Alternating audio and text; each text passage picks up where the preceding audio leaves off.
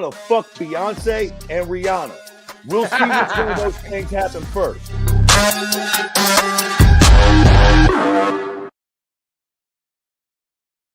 We're back at it, ladies and gentlemen. Welcome to the Keyboard Warriors, presented by Cageside Press.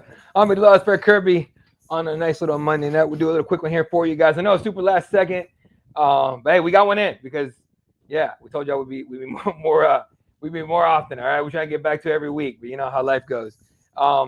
I do UFC Kansas City real quick. We'll get into it. Main event: Ian Gary, Carlos Prates. A lot of people thought Carlos was going to be able to get a knockout win here.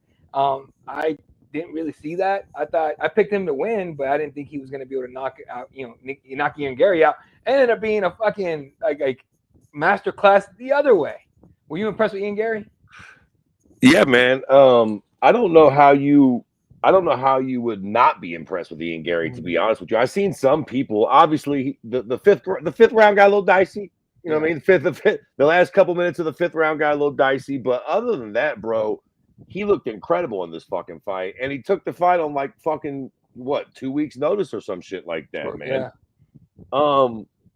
He took the Shavkat fight on short notice. It's hard to come out of this fight and not say that Ian Gary looks super. But now look, I'm not going to fucking get crazy and fucking claim that he's going to be the new champ and so on and so forth.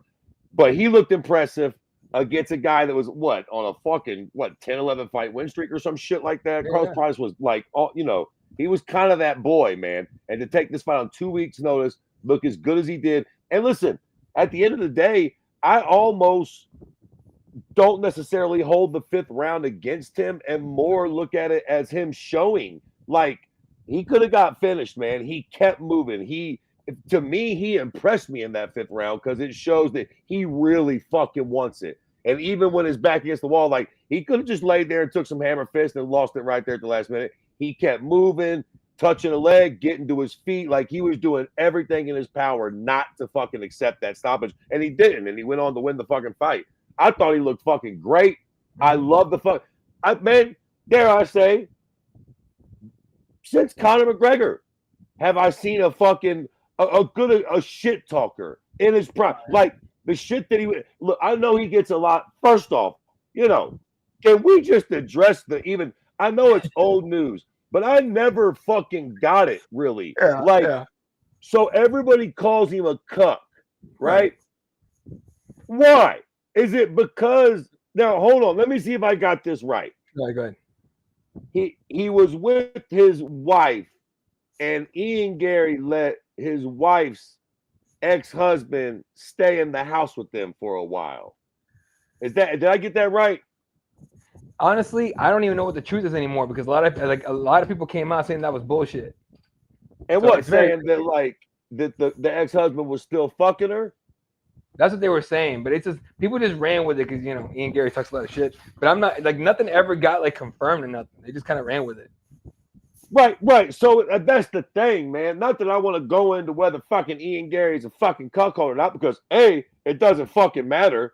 I mean, let's say for the sake of fucking argument, he is a fucking cuckold. That's a real easy thing to emasculate. I particularly wouldn't want to watch another man fuck my woman, but just to be super fucking clear here, boys, just because you're a kinky, freaky motherfucker don't mean you can't fight your ass off.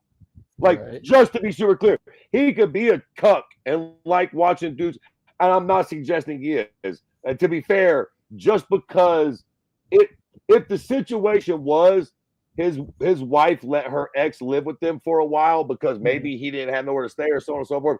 All due respect, everybody needs to really grow up a little bit.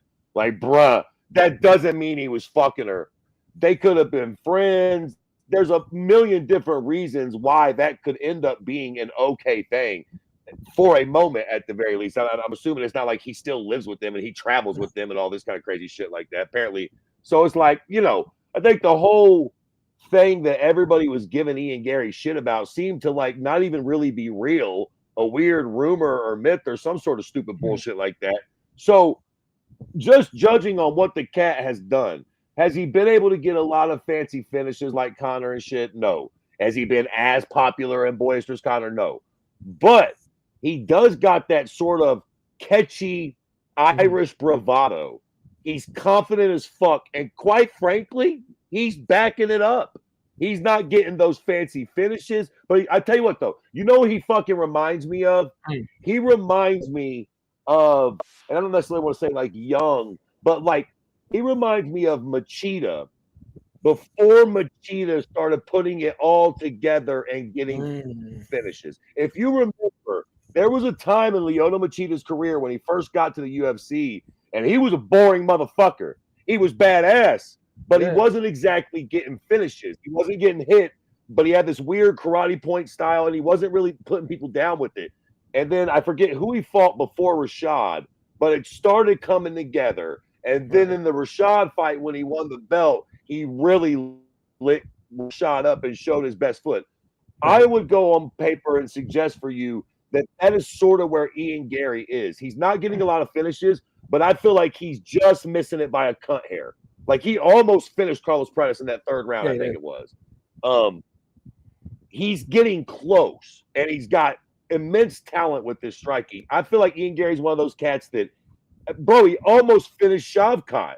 Like he's cunt hairs away from greatness, which makes me think he's got that ability in him, and he can talk that shit. So, for all me, dare I say, star-making performance for fucking Ian Gary here. I agree with you for sure. And welcome back, the other keyboard warrior. We haven't seen him in a minute. Otis, what's up, dude? Otis saying Ian Gary showed there's more to he said Ian Gary showed there's more to power punching. True. And then he says Andre Muniz might be getting the pink slip. He went from breaking Jacare's arm to getting beaten. Yeah, it has not gone well with for Andre Muniz, who I think he got knocked out. Yeah, he got knocked out by Ikram. What a fall from grace that was. To his point, to submitting Jacare, fucking just a complete fall off after that. Jesus Christ. I mean, he broke his arm, and then he armbarred Eric Anders, and I think he beat Uriah Hall. And after that, he lost 2 in a row.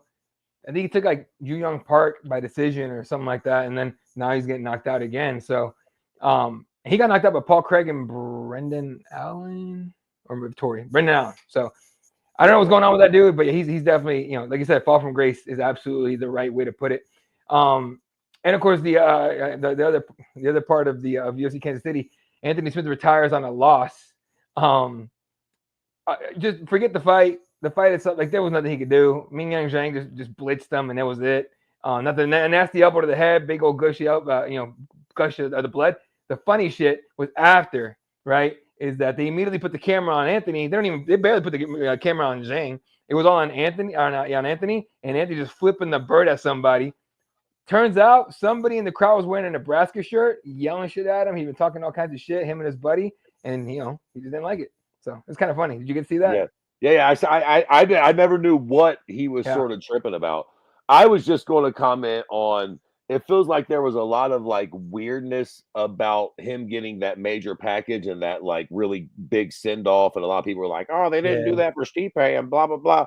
Which is like, MMA fans are the biggest bunch of wet pussies I've ever licked in my fucking life. I swear to fucking God, it's always something with these fucking people. Oh my God, they play favorites. They didn't do that for Stipe.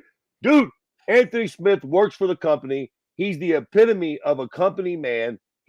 Look, I've given Anthony Smith shit on this show for fucking 5 years. Do I think he was slightly overrated? Do I think that he caught a title shot in a really, really down trodden time for 205? Yeah, all that is true. That being fucking said, man, you got to give credit where it's due. After that fucking the send-off they gave him, I was fucking weepy-eyed, and I didn't even really love the guy as a fighter, to be completely fair. But you got to admire the fucking heart he put into the sport and the dedication and the passion in which he speaks of what it done for his life and so on and so forth. Twitter is just a fucking, I mean, it's always been like this. I get on fucking Twitter to tweet out like, Jesus Christ, there shouldn't be a dry in the building. And I see, just fucking cunt after cunt that was just running their phone. We was never that good. They're doing all this for a non-Hall of Famer. Like, Jesus fucking Christ. The guy's fought 70 fucking times. He's a fucking warrior. Like, they gave him a package. He's a company guy.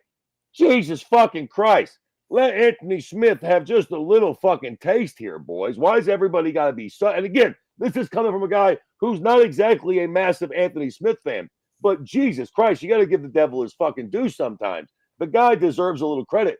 And yes, should they have maybe gave Stipe a bit more of a send off like that one? Yes, probably so. That being said, I fucking hate when douchebag losers who know fuck all about anything make it seem like they know why that didn't happen. Now, maybe it didn't happen because Dana White doesn't like Stipe. He doesn't like the cut of his fucking jib. Maybe he don't like fucking Ohioans or firefighters, and he's like, fuck Stipe. I don't like none of that fucking stupid shit. Yeah. Or, maybe there's some other fucking reason why it didn't happen. What the fuck? Maybe the fucking fans don't give a shit that much about fucking Stipe. Maybe he wasn't loved in the company. Maybe they didn't have the fucking time. Maybe the fact that John Jones beat Stipe and he's the greatest fucking fighter that we ever seen suck in oxygen, that sucked up a little bit of Stipe's fucking shine. I don't know. But I'm not going to sit here and presume I do know fucking why either. Like, who fucking knows why they did it?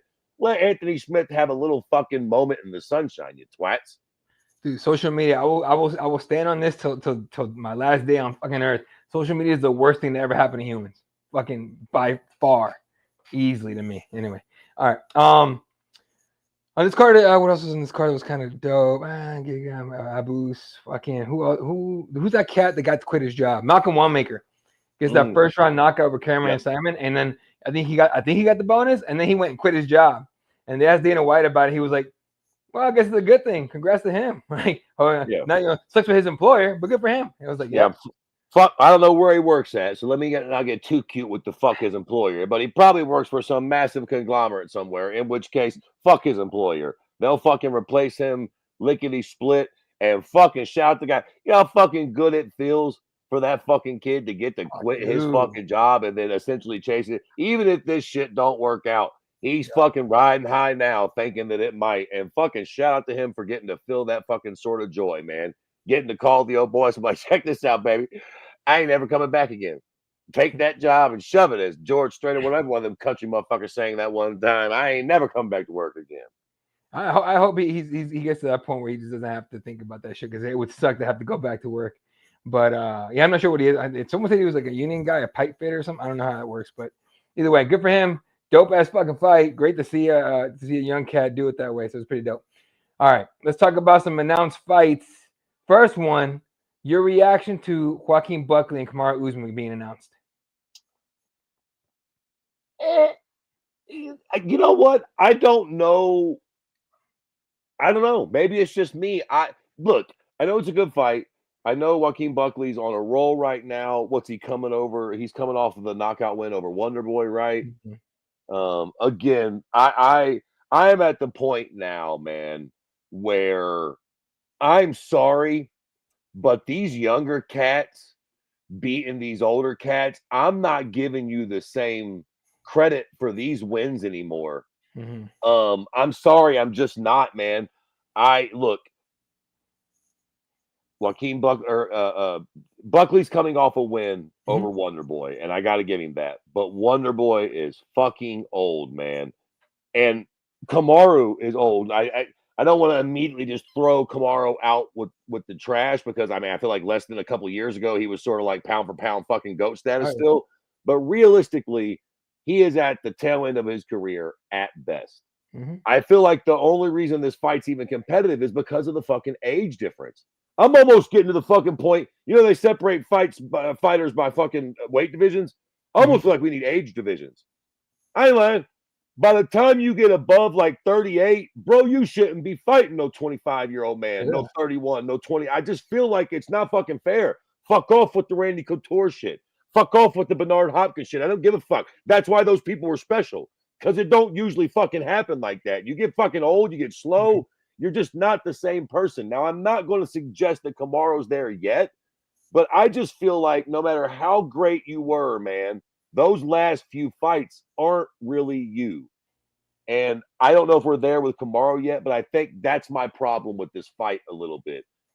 If Kamaru does come out and get finished by Buckley, it just feels like, I don't know, man. I guess I'm sort of getting sour on these whole like, let the young feast on the old on their way out. And let me sort of make my name on beating this aging veteran who clearly is not himself anymore.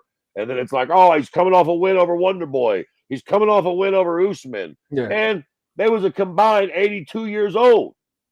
Yep. Like, how old is Wonder Boy? It should be illegal to call him Wonder Boy. He's a man. He is a grown wonder man at this point.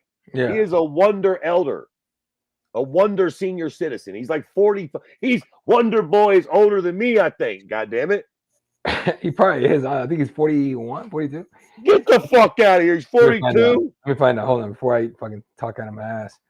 I was going to say, I was thinking 31. Mr. Thompson is 42 years old. See, this is what the fuck I'm talking about. They should take that goddamn W away from Buckley. He shouldn't get that. That should be a draw, Jack. 42 years old. Man, Wonder Boy's a fucking goddamn. And for the record, since you got the thing, but how old is Kamaru Usman? Let's just do the math. I hate to be this guy that like shits on, but these older cats fighting. 37. All right, well, there you go. So 42 and 37. I'm not real great at math. What is that? Fucking 80? Fucking 79? Close enough. The combined age of his last two opponents. So I don't know, man. If Kamaru is, 85% of the, wasn't he the one that gave the famous line that he only gave 80% or something? Yeah, 75 or something like that. Well, he better hope he's got all 78% on deck, Jack. Because if he don't, Joaquin Buckley gonna beat the dog piss out of him because he's fucking 27 or whatever the fuck. I mean, I'm genuinely getting to the point now where I feel like youth can override skill to a certain degree. I mean, look, dude.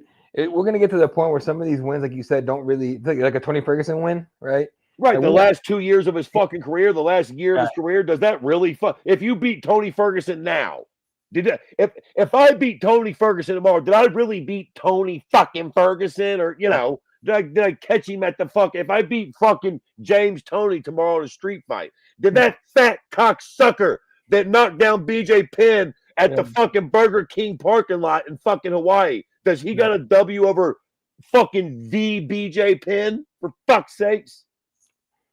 Yeah, well, shit, dude. No, that's what we're gonna get to at this point with some of these fighters. So I'm with you on that. Speaking of BJ, did you see all the shit he's been posting? I mean, it's been an ongoing issue. It's been an ongoing issue. But dude, now he's like, he thinks every single person in his family has been replaced with like fakes. What the fuck is going on with BJ? I don't know. I don't even want to talk it's about sad it. As hell, it's fucking dog. depressing, dude. Like, that was legit. I haven't had a favorite fighter since BJ. BJ was like my last, like, okay, I'm willing to go on record and say this is my guy. Like, I do not want to see him lose. And then BJ just let me down so bad. I don't got no more goddamn favorite fighters. Like, I was done with having a favorite fighter after that. I started watching this shit objectively. What the fuck? I root for motherfuckers in private after BJ, goddamn it. I think the one that made me like really feel really sad is when he thought that what's his name? Anthony Hernandez, you know what I'm talking about? Yeah. The tight end that murdered up a bunch of people. Yeah. From the Patriots. He thought that Brendan Schaub was actually Anthony Hernandez. Yeah. Like, he was, like, again, they both play tight end, but not the same guy, dude. Like, he's all over the fucking place. Yeah, it's scary what's going on. Dude, for real. And here's the thing. I'm gonna tell you something right now. I'm calling it right now. Listen to Daddy Fred, all 6 of y'all watching this motherfucker. You want to know what's wrong with BJ Penn? Everybody's saying it's CTE. I'm gonna tell you something right now. It ain't CTE. That's not what's wrong with BJ Penn. You know what's wrong with BJ Penn? I'll suck your dick at third main, as my daddy and them used to say, if BJ Penn ain't addicted to methamphetamines. I will bet you fucking much. I know people that do meth, and I'm telling you, the meth they do these days is not our granddaddy's meth. It's not the shit they used to call crank that motherfuckers used to give a little toot back in the day when our daddies was young. The crank they make now, the meth they make now, makes motherfuckers lose their mind. And meth is fucking huge. Meth, glass, shards, whatever the fuck you heathen cocksuckers want to call it. That shit is big in Hawaii. It's basically like super cocaine. It's way cheaper and way fucking stronger. And it's like low-key an epidemic. I guarantee you, BJ, it's the same thing with fucking Nick Diaz. Yeah. When he was fucking lighting shit on fire and talking to himself. suck your dick at Third and Main if Nick wasn't doing some goddamn meth. Because it's big in California too, man. Like, I could be wrong. Maybe it's all CTE. But it's a whole bunch of motherfuckers that left the UFC that got their brains rattled that ain't saying weird shit like that, Jack. Like, they might not be able. You ever seen fucking Gary Goodrich, Big Daddy? Yeah. God love Big Daddy. That motherfucker barely formulated a fucking sentence. But he fucking knows his goddamn kids ain't aliens, Jack. Yeah. You know, I mean, he's got fucking noticeable CTE, but he knows what's going on. Man, Matt Hughes got hit by a train, and that motherfucker knows where he's at. Yep. Knows that goddamn it, his brother ain't a motherfucking space alien from the planet Ziktar, for fuck's sakes. Nah, man, BJ's on meth. I bet you money. I hope he's not, man. Fuck I'll me. bet you everything. I bet you everything he is on. When all the dust settles, I bet you he was on drugs. I'll bet you anything. Because I'm telling you, the meth these days be having these boys fucking tripping hard. And for like long after you stop doing it. That's the crazy shit. They'll do that meth for a while and they'll stop. And weeks later, they're still hearing voices and seeing shit. Like, I mean, some way fucking out there shit, bro. So yeah, I don't think it's CTE. I think BJ is on drugs, Jack. Yeah, no, there was one where it was like I think Frank Yeager was on a podcast and he said, I didn't watch the whole podcast, I saw the clip, and some guy was like, hey man, there's something going on here and all this stuff, like, you know, BJ Penn needs psychiatric help, and Frank Yeager goes, or maybe that's not his mom.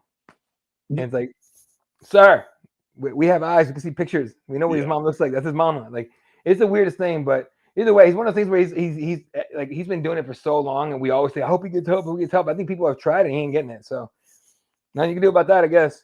So hope for the best for BJ Penn because he's a fucking legend. But but fuck, dude, it sucks. All right. What was the other fight? Oh, yeah, one you want to talk about? Announced retirement fight: Dustin the Diamond Poirier rematching Max Holloway in New Orleans, Louisiana, for UFC 318, I think it is. A lot of people are excited about the matchup. Everyone's like, oh, legend, all this stuff. You know, heavy hitters, cool, whatever. You're not super excited about that one. Neither are a lot of other people. What do you think?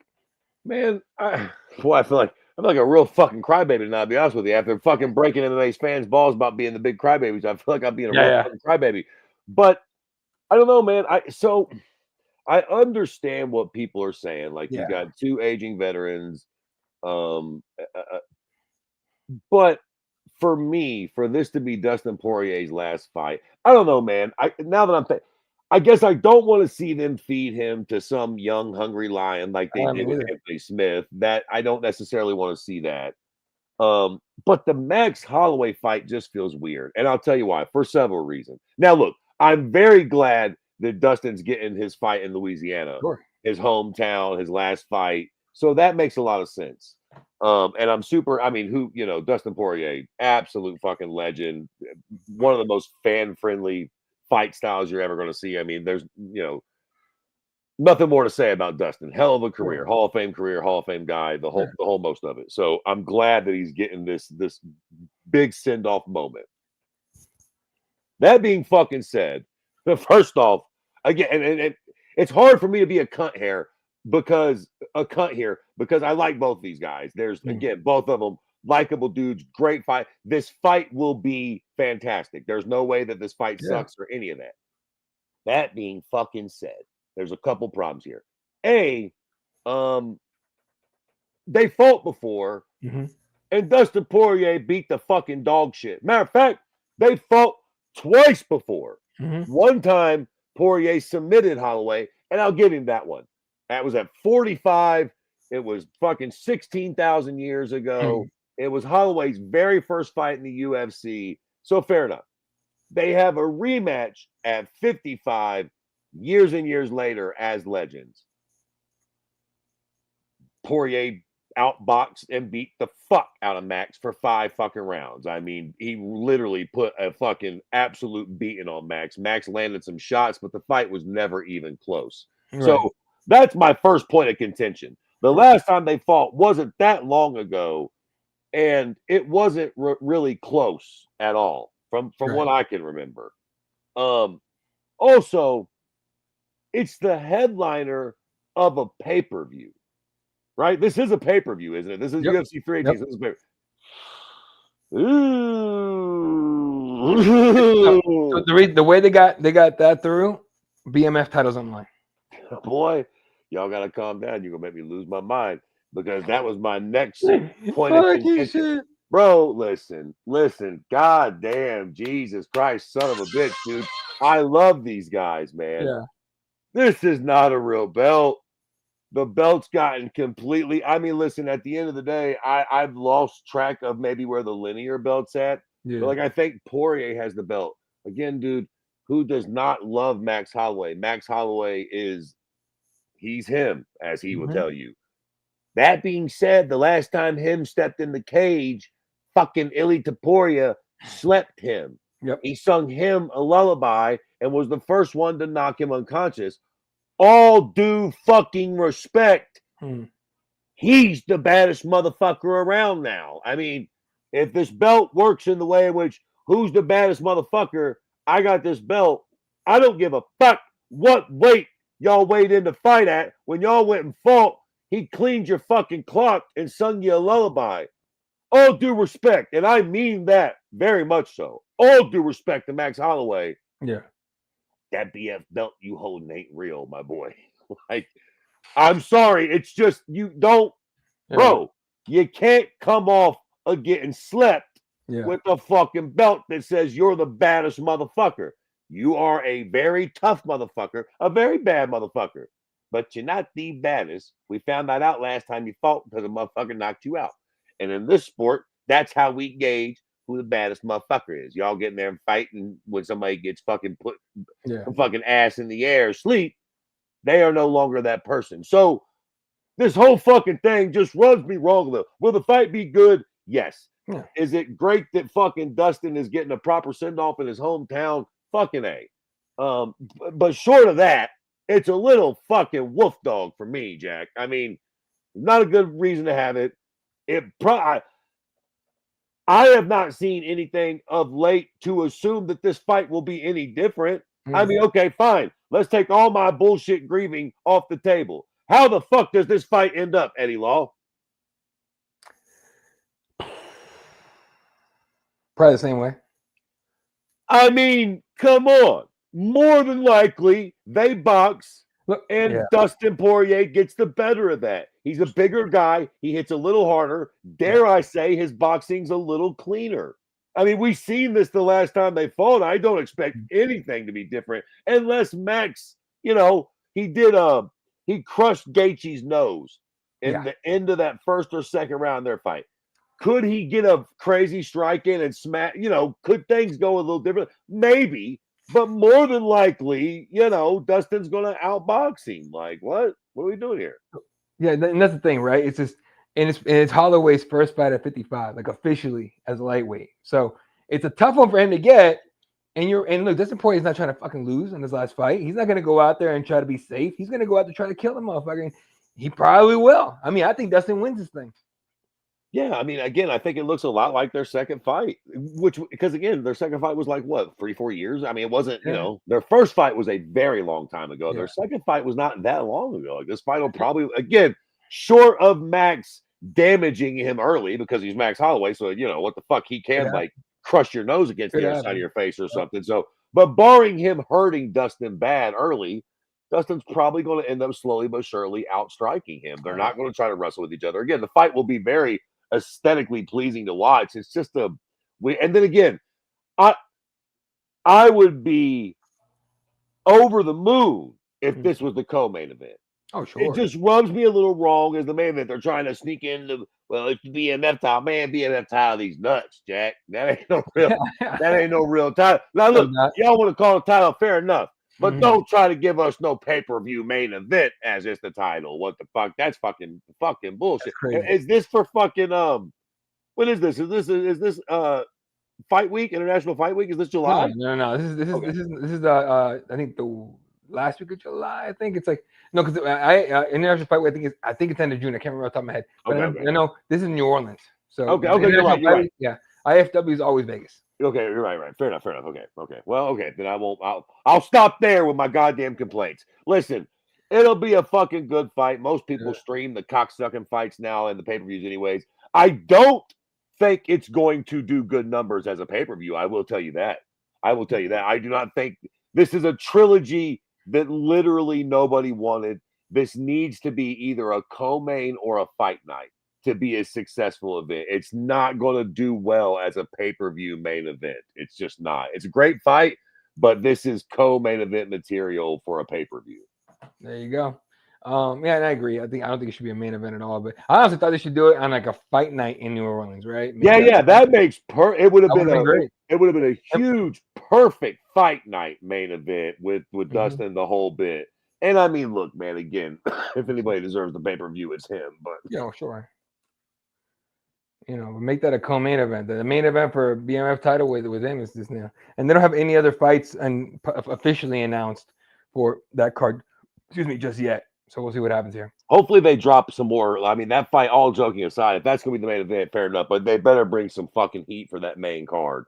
That co-main, that's a good fight, but it also just has no divisional relevance or anything. I mean, no matter what guy wins, which again, I guess that makes it a fun fight. Like, if Dustin wins, he doesn't win like a real belt to retire into the sunset with. So that's fair enough. But it also just makes it, again, it'll be a fun fight to watch, but why do we care?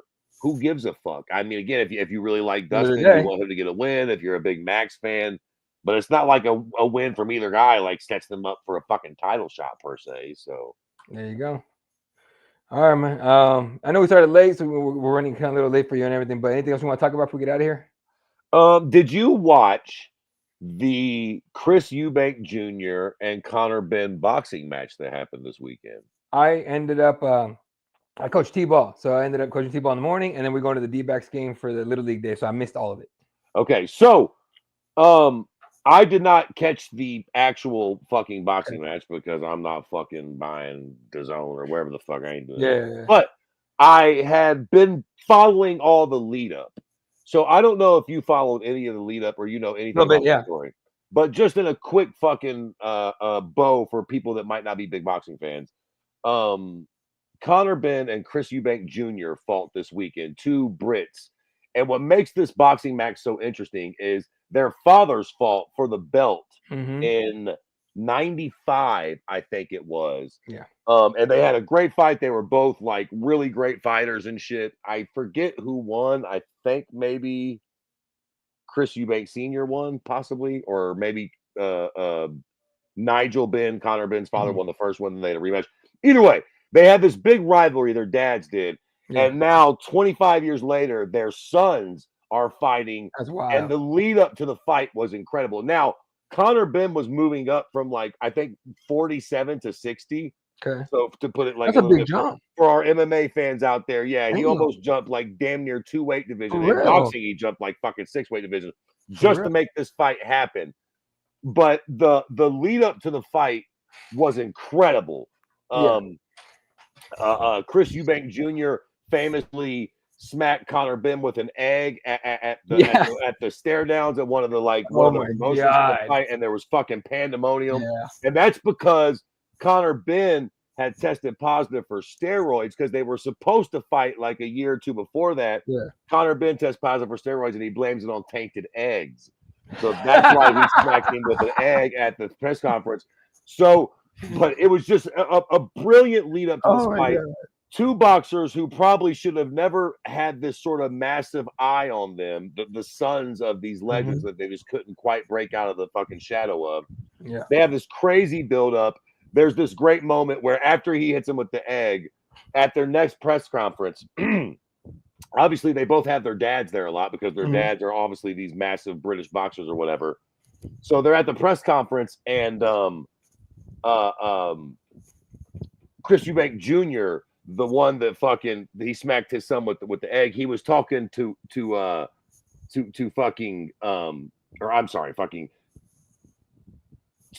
Nigel Benn, Conor Benn's dad. He said, when I did that, you put your hand on my neck. If you ever do that again, you won't get your hand back. And when he said that, Conor Benn, the son, goes, you shut your fucking mouth. You'll do fucking what? You'll touch my threaten my fucking dad. He starts going off, they go ballistic. So this is all pre-fight shit. This is like, I mean, great shit. Now, you just can't write this shit. I'm not even the most massive boxing fan, but this shit was so brilliant. And also, just to cut to the end of the story, the fight ends up being great. An amazing fucking boxing match. But another side component is Chris Eubank Jr. and his son, or Chris Eubank Sr. and his son, have had this very tumultuous relationship, almost sort of Floyd Mayweather Sr. and Floyd Mayweather Jr. So leading up to the fight, after Chris Eubank Jr. smacks him with an egg, Chris Eubank Sr. says, I'm not coming to the fight. I don't want to be associated with that. I'm old school. I think that's fucking weirdo shit. I told him not to do it. He fucking did it.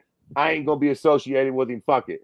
So as they get closer to the fight, this becomes a big narrative because, at one point, even Conor Ben and Nigel Ben are like, come on, mate, come to the fight. Like, we're all like, just don't, And so the night of the fight, it's happening. Yeah.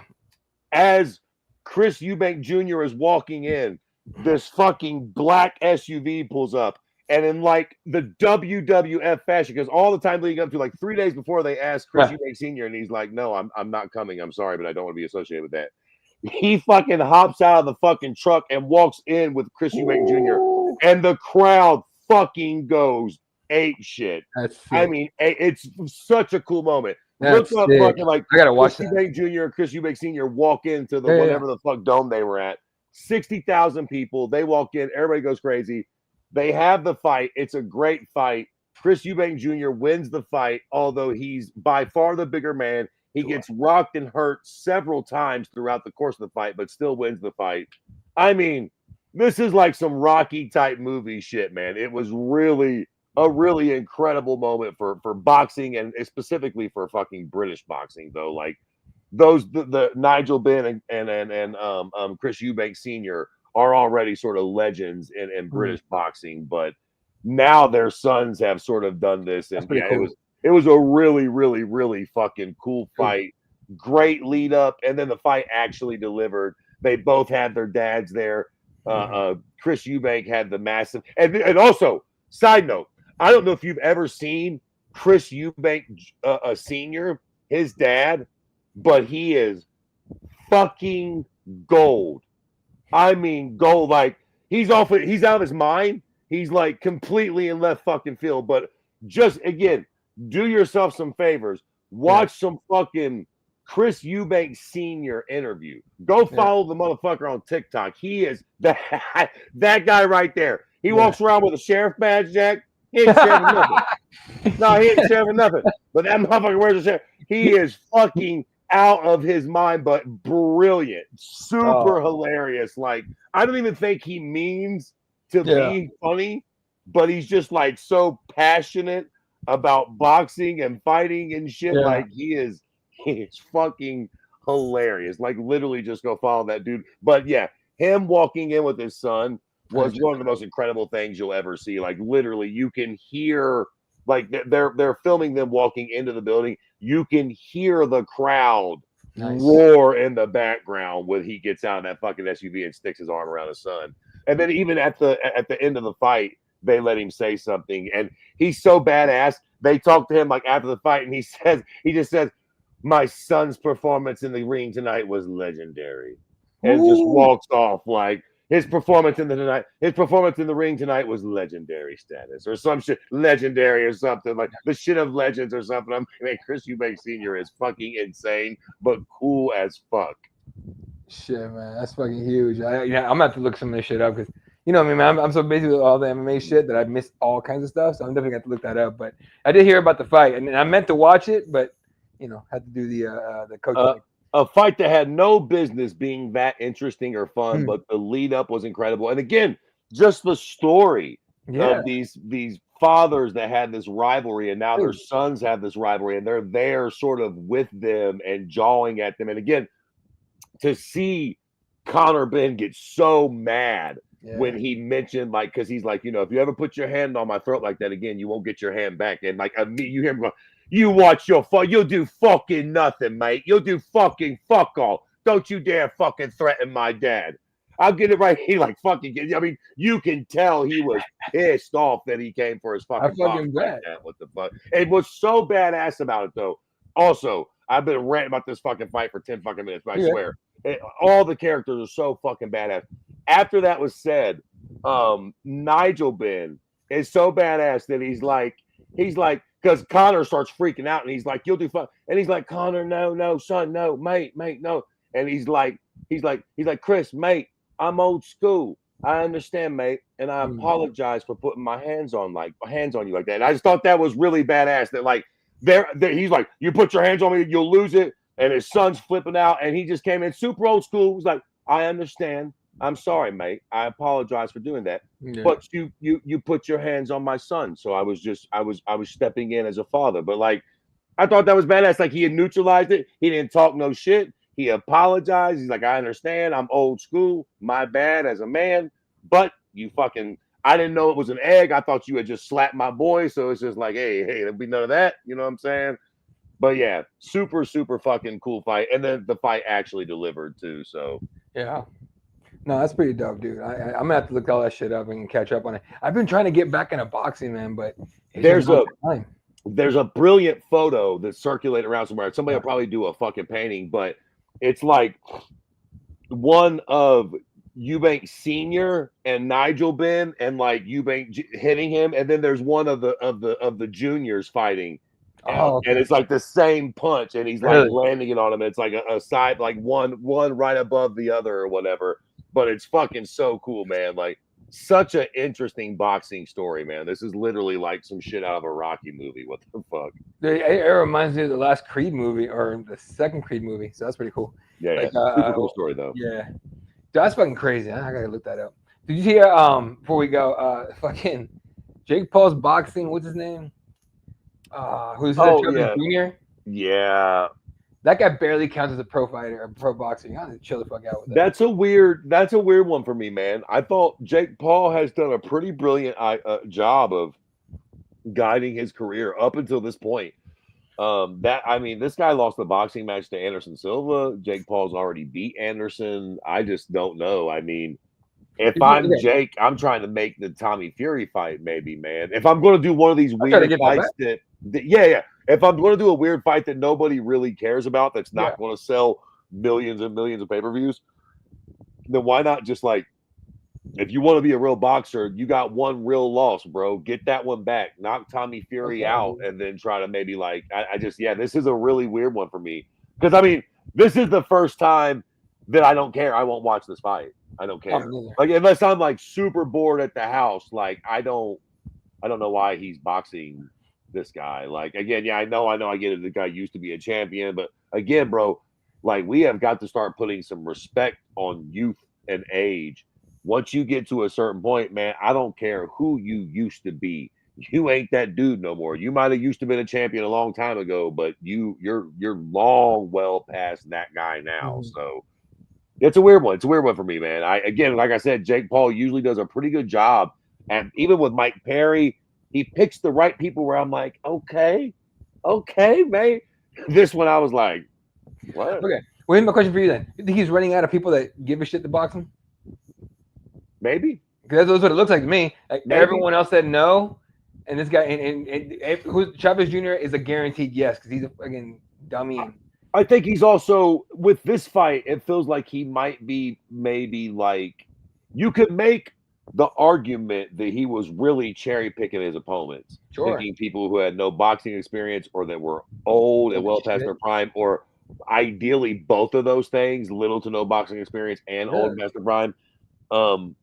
But now it's sort of like it almost lends itself to that. Because again, it's like if you're going to fight somebody that nobody cares about, then go fight a ranked guy at like 78 or 60, whatever the fuck weight. You know what I mean? Like, this is just a really weird one. This just feels like one that, for the first time in a long time, I feel like, well, I guess I felt like this about the Mike Tyson fight too, but I feel like Jake's in a lose-lose here.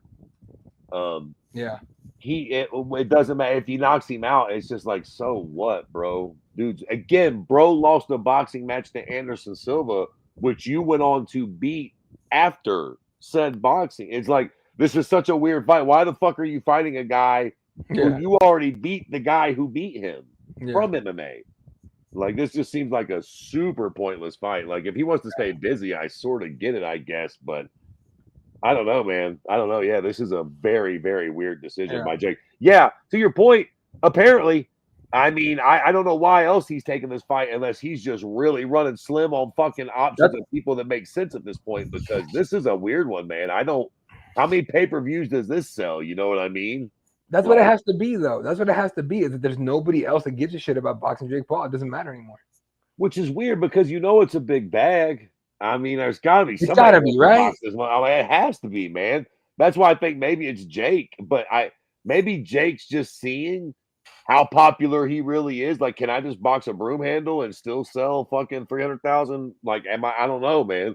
Because I swear this is the first time I'm just like, again, I won't even really watch this. I don't care at all, really. Like, even the Tyson fight I watched, you know what I mean? It was a spectacle. Yeah. This, I just like, I'm assuming Jake Paul will win. You know what I mean? Like, I assume he'll win. Imagine Chavez Jr. somehow wins this. Even worse, knocks him out. You're just like, it's over. That's that lose-lose I was talking about. Yep. What if Chavez Jr., to your point, what if he takes this super serious, surprise us all, gets in the shape of his life just to fucking fight Jake Paul and does like knock him out or something? It'll be fucking career suicide. And you know, at the end of the day, maybe Jake Paul loses the fight and say, so what, dummies? So what? I made $200 million boxing all these other dummies. Like, fucking, I'll quit and write off. You know, I don't know. Who even knows what Jake Paul really cares about? But either way, this was a weird one. This was a weird one. I thought he's made some really smart decisions for making money and taking the perfect fights at the perfect time.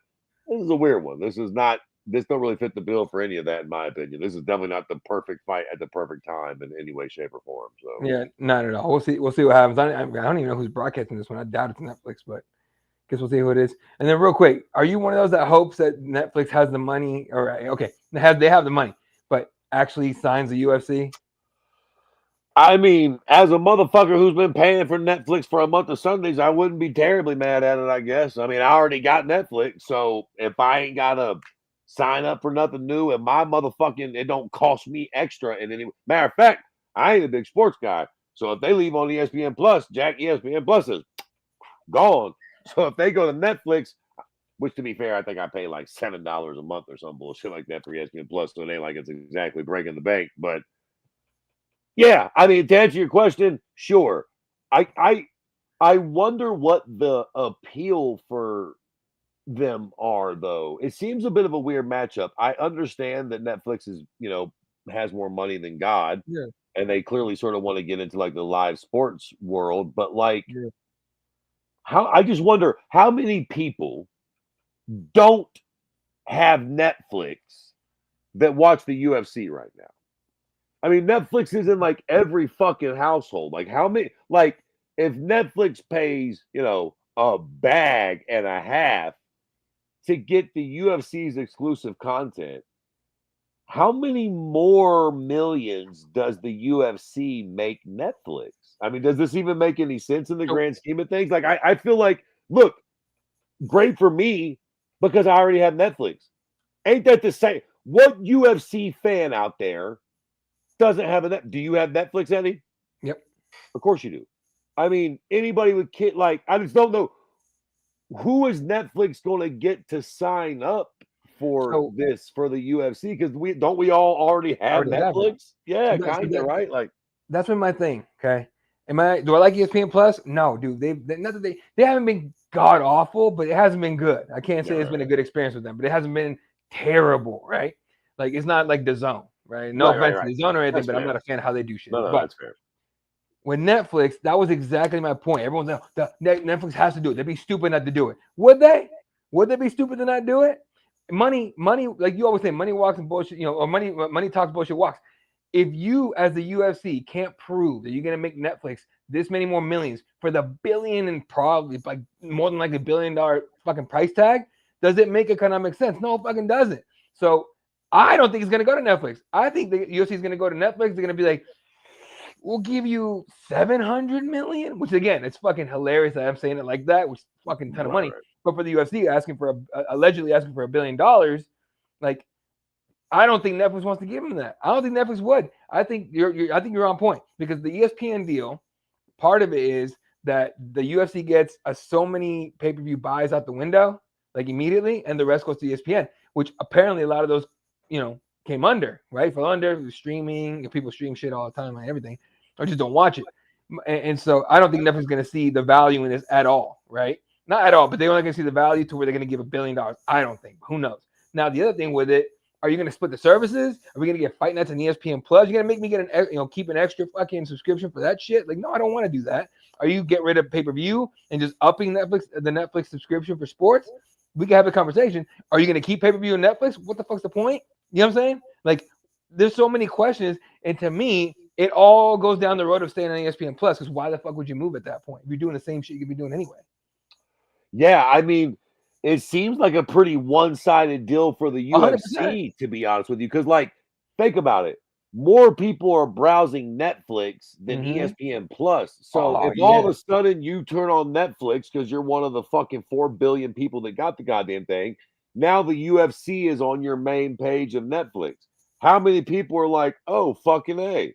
I didn't. You know how many of your average dickhead beer drinking shitbird fucking guys around the world don't really, they like to watch fights because they're fucking guys and they're drunk, but they're not paying attention to where the fuck the UFC gets broadcast or whatever the fuck. So they just open up Netflix because that's what the fuck they do after a long day. And boom, there's the UFC. I feel like the UFC stands to get way more fucking, random eyeballs than the UFC would bring to Netflix. Again, it just seems like Netflix is such a huge platform. Who the fuck doesn't have fucking Netflix? Like, matter of fact, I don't even know why they promote it all. Y'all did it. Y'all won. We all got Netflix. I don't know, bro.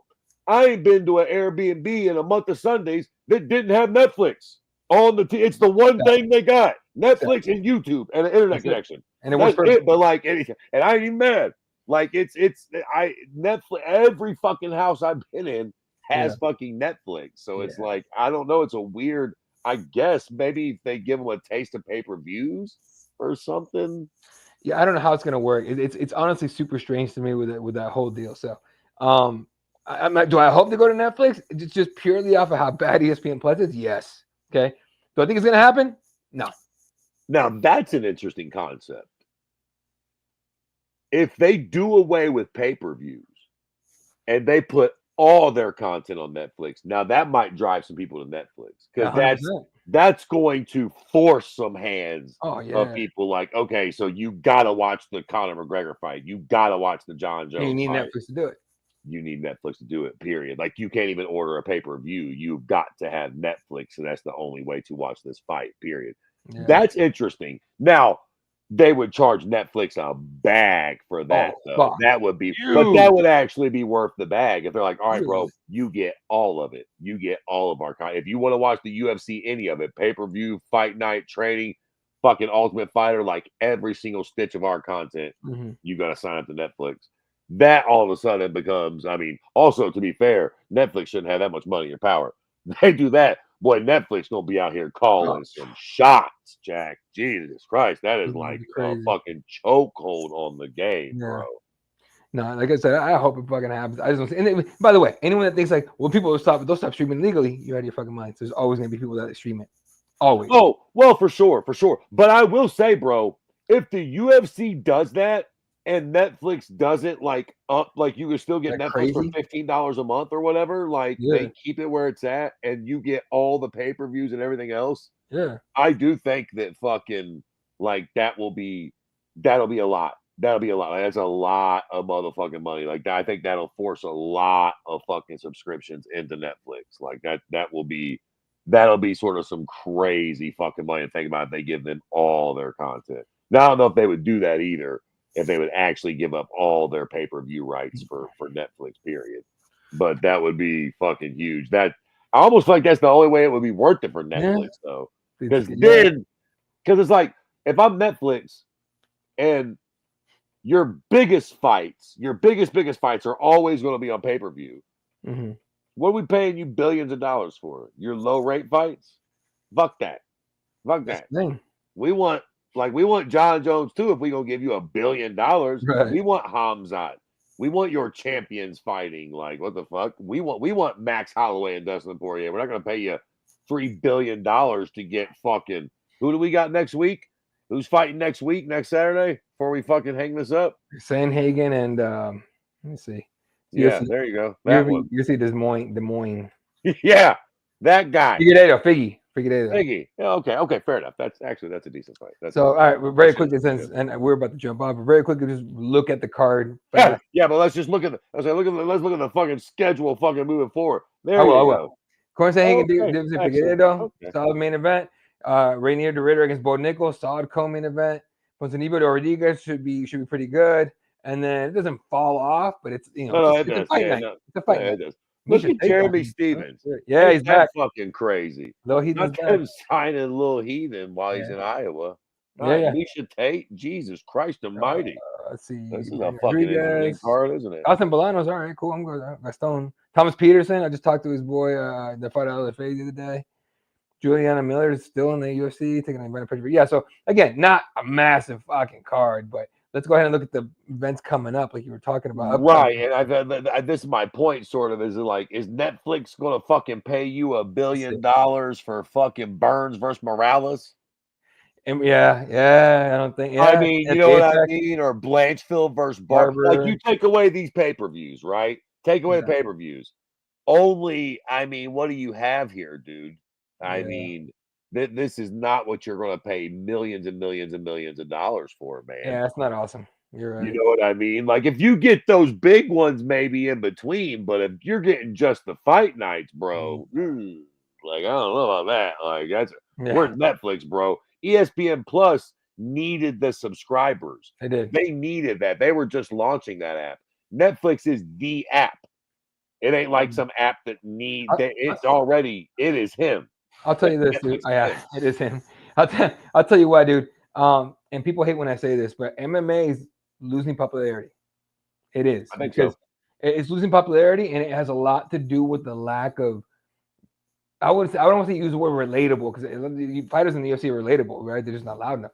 But like stars that make you tune in, like you cannot miss this fight with Conor McGregor. You cannot miss this fight with Anderson Silva when he used to beat people mentally before the fight even happened. Shit like that, right? We don't have that, really. And listen, that's just, in my opinion, part of real sport, real fight. Because I mean, listen, boxing has done the same thing. If you look at those early 2000s, mid 2000s, the Klitschko era, boxing was boring as fuck, man. Yeah. But recently, boxing has been on fire again because it's got guys like Tyson Fury. It's got guys like Deontay Wilder. It formulated stars. Canelo came out, fucking Tank Davis, and so on and so forth. So right now, I do feel like MMA is really lacking on stars. But Hamzat's bubbling.